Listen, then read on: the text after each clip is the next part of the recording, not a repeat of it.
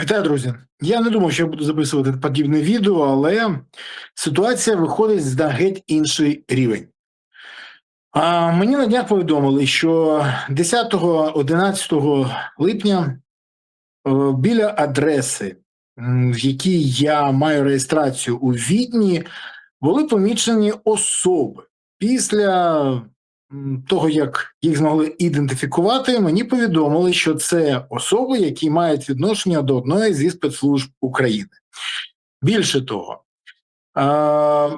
ці особи спостерігали за місцем, де я офіційно маю реєстрацію у Відні і де час від часу з'являюся. Ну, враховуючи, що я є персоною, за якою уважно спостерігають в Європі через те, що є загроза моєму життю, то ці особи були потім ідентифіковані.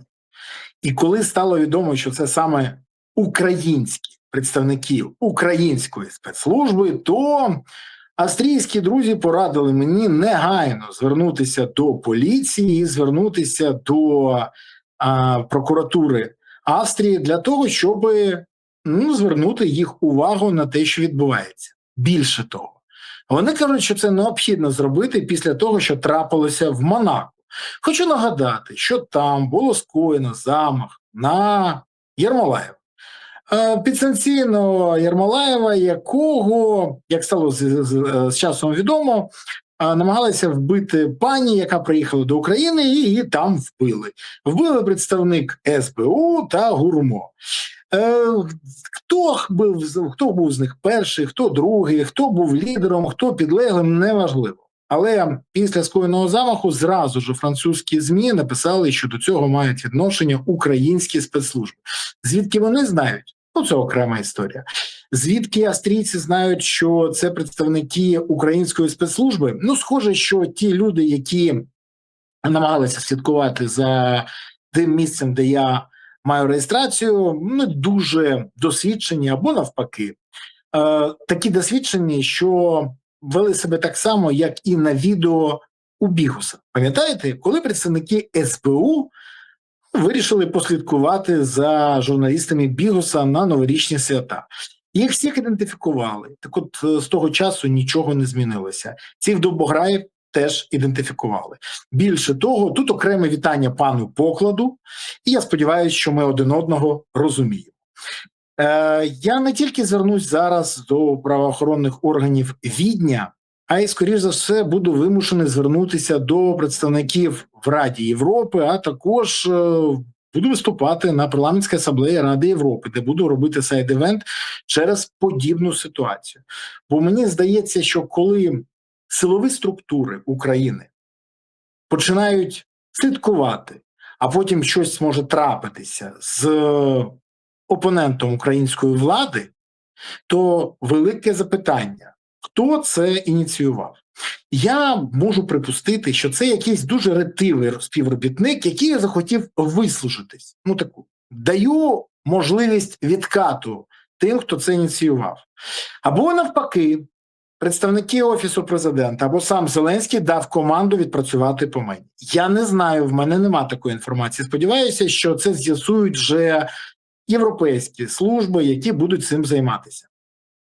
Найближчим часом я приїду до Відня, тому що після того, як мені це повідомили, і після того, як тих людей ідентифікували, я прийняв рішення, що я вирішив, що я їду, пишу заяви, а там вже будемо розбиратися в цій ситуації. І це тільки початок. Ну що ж, тоді буду викладати всі карти на стіл. Деякий час тому мені повідомили, що при поверненні в Україну в мене в автівці знайдуть або наркотики, або ящик з гранатами, або буде написана заява на те, що я там скоїв якийсь злочин, все що завгодно. Напишуть, що буде треба. На моє запитання, але ж це не має жодного відношення до реальності, мені повідомили, що це нікого не цікавить. Є завдання, його будуть виконувати. Тож в мене запитання. Ті люди, які були у Відні, вони виконували завдання по чому наказу? Хто дав їм наказ? Ті ж самі люди, які давали наказ слідкувати за журналістами Бігус.Інфо? Чи це інші люди? Чи це власна ініціатива? дуже хочеться почути відповідь. Як бачите, якщо хтось хотів цим мене не лякати, закрити мені рот або ще щось, це не вийде. Більше того скажу, що зараз європейці будуть дуже уважно слідкувати за всіма процесами. І мені б дуже хотілося, щоб українські силові структури або спецслужби розібралися, хто ж це такий у нас цікавий і цим займається, і які наступні кроки він запланував. Бо в мене відчуття, що комусь дуже хочеться дестабілізувати ситуацію в Україні. І мені здається, що спочатку санкції, потім оце намагання, скажімо так, зняти інформацію. До речі, ці дебіли потрапили на камери спостереження. Тут хтось здивований? Сподіваюсь, що ні. Бо, ще раз кажу, з часів Бігуса ніхто не змінився. Що я ще можу сказати? Дивіться, я не здивований, що влада в Україні намагається копіювати владу в Росії і в Білорусі. Не здивований. Я здивований тим, що вони сподіваються, що в них все вдасться. Ні, не вдасться. Ба більше того, я можу сказати, що я би дуже хотів, щоб мені довели ті люди, які зі мною спілкуються з України, що це збіг обставин, випадковість, якісь дурні, які вирішили свою ініціативу ні з ким не узгоджену провести. Бо інакше буде, велика історія. Особливо після того, що трапилося в Монако. Бо причетність українських спецслужб до подібних історій, 100% не на користь країни. Не знаю, що буде далі, але я не користуюся особистою охороною. Я спокійно ходжу по вулицях міст. Я пересуваюсь на звичайному громадському транспорті. Але ж я не Володимир Олександрович Зеленський, який ховається в бункері, ходить за десятками охоронців, а потім вказує, на кого треба натравити спецслужби, або накладає санкції на своїх критиків. Якщо я помиляюсь зараз, і це не Зеленський дав команду, то мені цікаво, хто. Сподіваюсь, що новопризначений виконуючий обов'язків Служби безпеки України пан Поклад зможе розібратися з тими людьми, які, як мені сказали, мають відношення, як зараз до однієї служби, а раніше могли мати відношення до інших служб. У будь-якому випадку. Ніхто ж не думає, що це просто так замнеться. Також хочу сказати, що не впевнений, дійсно, не впевнений, що на цьому все закінчиться. Бо знаючи, хто сьогодні керує країною і як він ставиться до своїх опонентів і до тих, хто його критикує, і ставить запитання про того, та хто ж той Вова, для якого будують будинок в династії, буду з зацікавленістю спостерігати за наступними кроками нашого найпотужнішого шоумена і його підконтрольних структур.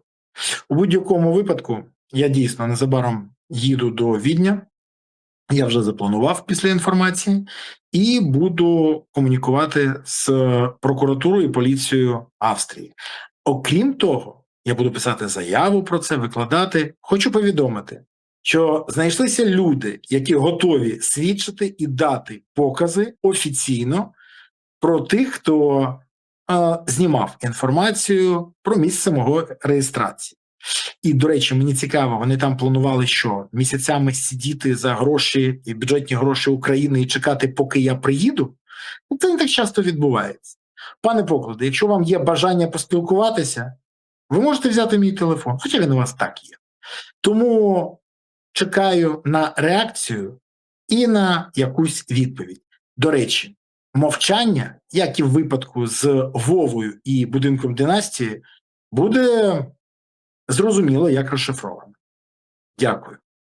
А всіх глядачів я дякую, що дивитесь, що підписуєтесь, ставите вподобайки і коментуєте. Окрема подяка, що не байдужі і підтримуйте Збройні Сили України. Бо Збройні Сили України – це єдина сила, яка є запорукою того, що України є майбутнє. Тож, донатьте на ЗСУ, приєднуйтесь до ЗСУ, допомагайте ЗСУ. І тоді все буде Україна. А у України буде гідне майбутнє. Гуртуємось навколо потреб Збройних Сил України, щоб все було Україна. Дякую. Па-па.